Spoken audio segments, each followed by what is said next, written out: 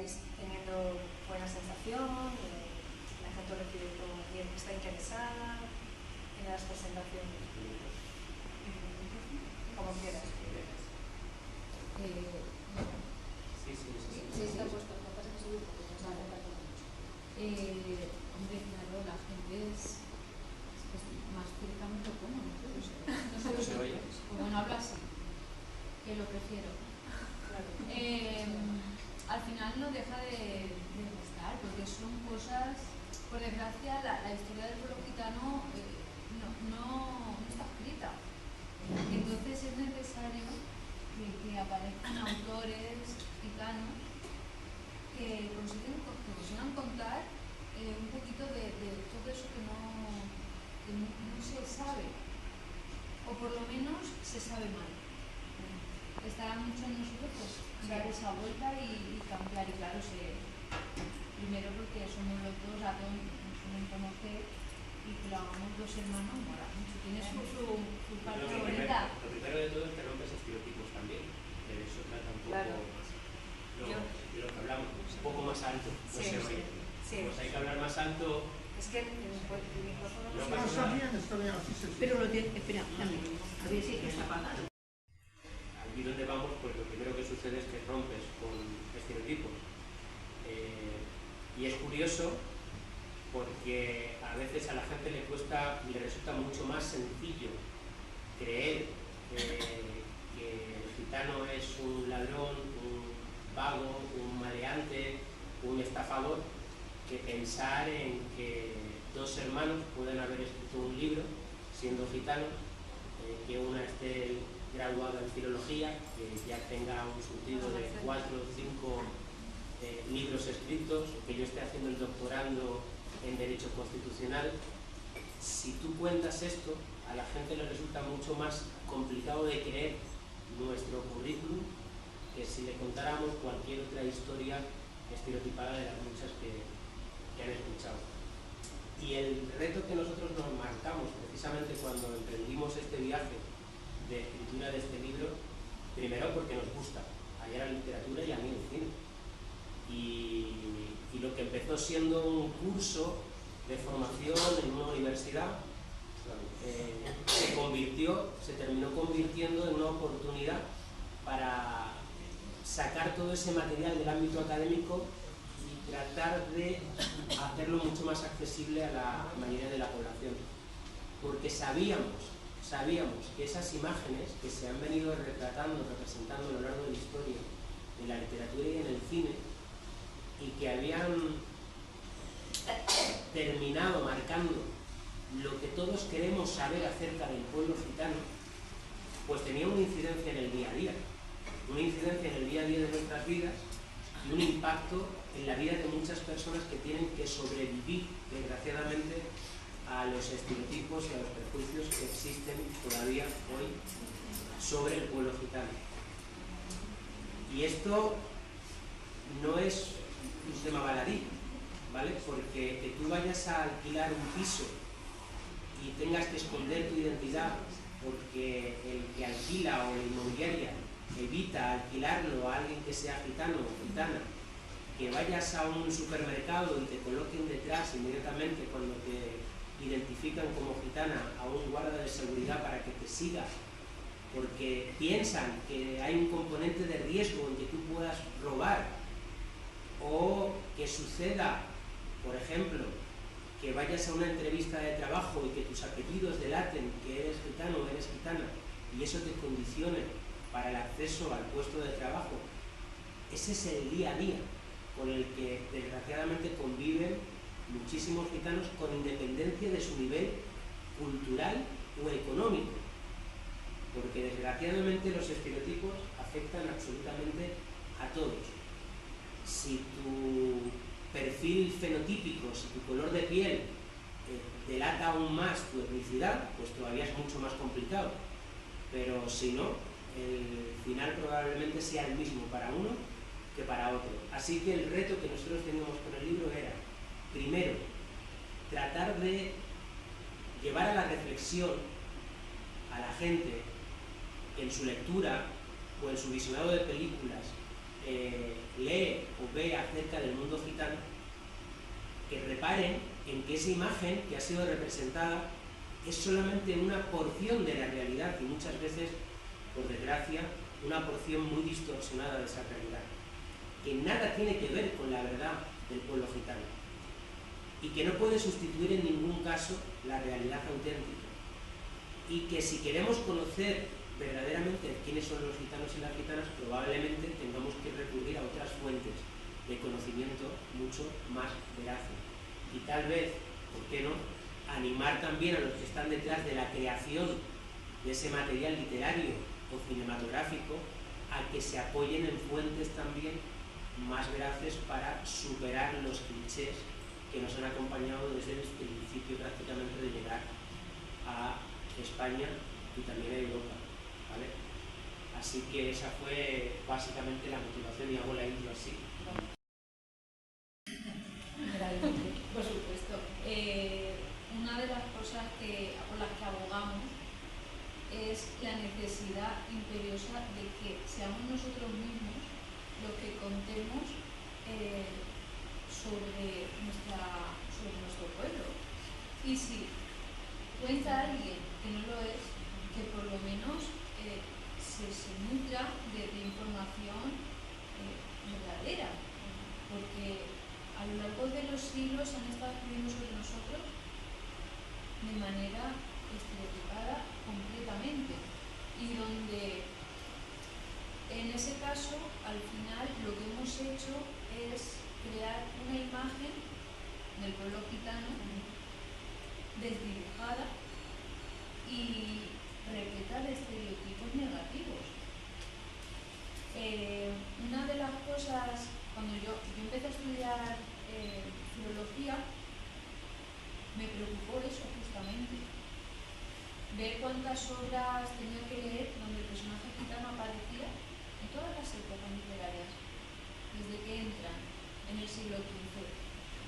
Y decía, madre mía, si en aquella época lo único que tenían para ver la vida la gente de a pie era leer, ellos tenían que creer a pie juntillas que todo eso que se decía sobre los gitanos era verdad, porque si lo decían en los libros tenía que ser así, que no lo entendemos, porque muchas veces es una de las cosas que hablamos, porque cuando tú lees un libro en realidad piensas que es algo ficticio. Sin embargo, en el tema del gitano lo dan como algo que es así y ya está, y eso se va a ir trasladando a través de los siglos y los siglos hasta el día de hoy. Porque hay quien me dice, no, pero los estereotipos del siglo XV sobre los gitanos no son los mismos de hoy. Mentira.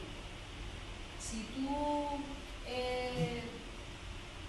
analizas la gitanilla, vas a ver que la gitana es mentirosa, ladrona, que seduce a los hombres, que ellos son también ladrones, mentirosos, embaucadores. ¿Qué es lo que se dice de nosotros hoy? Si yo cuando digo que soy gitana he visto cómo cierran un bolso y se lo ponen detrás, seguimos teniendo los mismos estereotipos, que los estereotipos no son malos. Malos los hacemos nosotros convirtiéndolos al final en prejuicios. Y se sigue con Una cosa muy particular, y es que sucede con el pueblo gitano que cuando nos salimos del estereotipo, es verdad, desgraciadamente lo bueno se silencia o se relativiza. Y hay actores, grandes actores, que son gitanos, grandes actrices como Pola Negri, que fue en su momento la actriz mejor pagada de Hollywood durante la etapa del cine mudo, y hay actores muy famosos que pasan totalmente desapercibidos para nosotros y de los que no se dice absolutamente nada. Probablemente uno de los más conocidos ahora sea Chaplin, porque hace poquito sale un documental que se habla de él y se reivindica sus orígenes gitanos, y hay pues una historia muy curiosa detrás, que no es tan curiosa porque su madre decide no contarle que él era gitano para sobrevivir, y ese mecanismo de defensa, desgraciadamente aún en estos tiempos, es totalmente normal. Normal en tu lugar de trabajo no decir que eres gitano o que eres gitana. Normal en tu espacio educativo, en tu instituto, en tu universidad, para evitar los prejuicios de la gente que te rodea. Eso es tristísimo, eso es un fracaso como sociedad que tengamos que recurrir a ese tipo de anonimatos. Pero es que cuando sale del anonimato, pues la gente lo omite, como digo, o lo relativiza. Por ejemplo, sale Chaplin y dice, bueno, seguro que no era igual su abuelo o su... Bueno, su padre y su madre eran gitanos. Oh, no, seguro que es un invento. O sea, tratan de opacar ese hecho. Y tienes, por ejemplo, a un grande de los grandes como Michael Caine, un pedazo de actor, con 2 Oscars, pero además con un historial cinematográfico alucinante, todo un señor que lo ha dicho muchas veces, que él es gitano, que cuando lo nombran Sir por la reina, él pide expresamente que utilicen su nombre de origen, porque es el mismo nombre, el de su padre, el de su abuelo, el de su bisabuelo. En este caso era John Maurice Michael White. Ese es Michael Caine, gitano. Y entonces él lo dice con orgullo, cuenta esta anécdota con orgullo, y cuenta además otra anécdota, que es cómo se enamora de su mujer, que es de origen indio. Dice él, si buscáis la entrevista, hay varias entrevistas de este tipo, por YouTube y por otros medios, él cuenta que la ve en un anuncio de café, se enamora perdidamente de ella, y creyendo que era brasileña, se va hasta Brasil para buscar la marca de café y buscar a la actriz que había interpretado ese personaje, sin darse cuenta de que era de origen indio, británica, y que vivía 2 calles más allá de donde vivía. Pero él cuenta su fascinación, su enamoramiento repentino, que lo entiende cuando él conoce que los orígenes del pueblo gitano tenían que ver con la India, y que ella siendo india, ahí hubo algo, una conexión muy especial, muy profunda, y que solo así él llega a entender lo que le sucedió con ella. Pero hace escasamente 3, 4 semanas, un mes, que cumple 92 años, Michael Caine, y buscas por redes sociales y nadie, absolutamente nadie prácticamente hace mención a este hecho que es tan importante en su vida, tan decisivo, que es lo que es gitano. No lo vais a encontrar prácticamente por ningún lado. Vale mucho la pena conocernos y vale mucho la pena ser amigo del pueblo y amiga del pueblo gitano. A ver, ella lo ha dicho muy bien, es fundamental darnos la oportunidad, o darse cada cual la oportunidad de conocer al que tiene enfrente. Pero también es fundamental tratar de reconocer e identificar nuestros estereotipos y nuestros prejuicios heredados y dejarlos a un lado cuando abrimos la puerta a un mejor conocimiento del enfrente. Lo digo porque el mero conocimiento no siempre es suficiente cuando viene precondicionado por los prejuicios que nos anteceden. Y yo, desgraciadamente, he estado en muchos contextos distintos donde la gente ha tenido la oportunidad de conocerme ampliamente, y sin embargo hay dos grandes defectos que se cometen, o efectos de ese fenómeno que es el antigitanismo, que viene arraigado de mucho tiempo atrás. Y uno es, por un lado, la colectivización del mal. Es decir, lo que hace malo a un gitano lo aplicamos a todos los demás, ¿vale? Eso no sucede con nadie. Entonces, si tú mantienes ese principio, aunque tú me estés conociendo a mí personalmente, vas a mantener siempre una posición defensiva, porque estás dando por hecho de que lo que hacen otros también lo puedo hacer yo.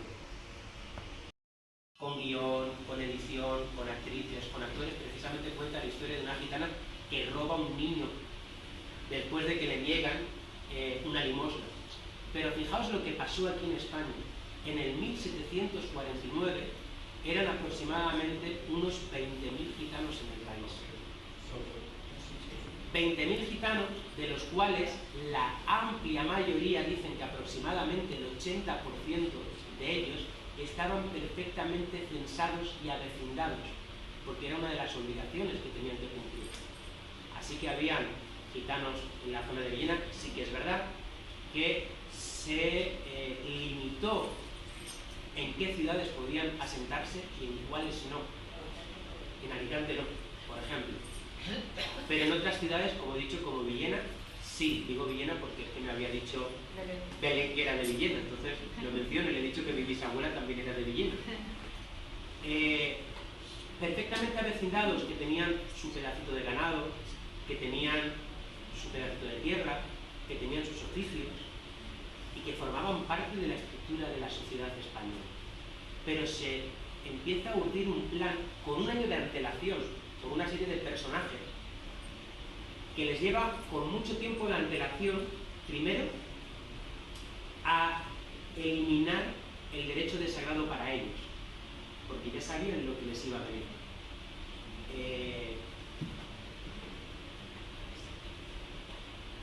Con un año de antelación se le retira por parte de la Iglesia el derecho de sagrado a los gitanos. Y se urde un plan en secreto, sin dar ni una sola información a los regidores de cada municipio. Se le mandan cartas selladas a las autoridades con la instrucción de que no se pueden abrir hasta el día 30 de julio a una determinada hora. Entonces, cuando lo abren, la instrucción era que tenían que detener absolutamente a todos los gitanos de cada lugar, sin distinción.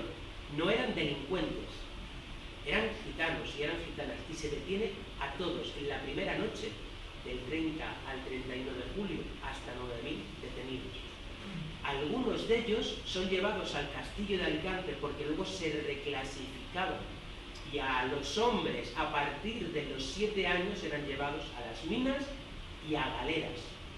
La idea inicialmente del marqués de la Ensenada era el exterminio, eso está documentado en toda su ideología detrás de la operación. La primera intención era el exterminio absolutamente de todos, pero era algo que no se podían permitir porque ya habían sido expulsados los judíos, habían sido expulsados los moriscos y necesitaban mano de obra para lidiar con todos los conflictos bélicos que tenían. Así que la primera idea, muy al estilo de los nazis, que lo hicieron también un par de siglos después, fue destinarlos a trabajos forzados a partir de los 7 años, y a todas las mujeres desde Andalucía las llevaron, a muchas de ellas, hasta la Casa de la Misericordia en Zaragoza, andando, después de haber sido sacadas de sus casas prácticamente sin ropa, sin vestido. Fueron trasladadas a casas de internamiento, donde también eran forzadas a trabajar en condiciones infrahumanas. Todas o la mayoría murieron en esas circunstancias, y las separaban también de las niñas a partir de que cumplían los 7 años.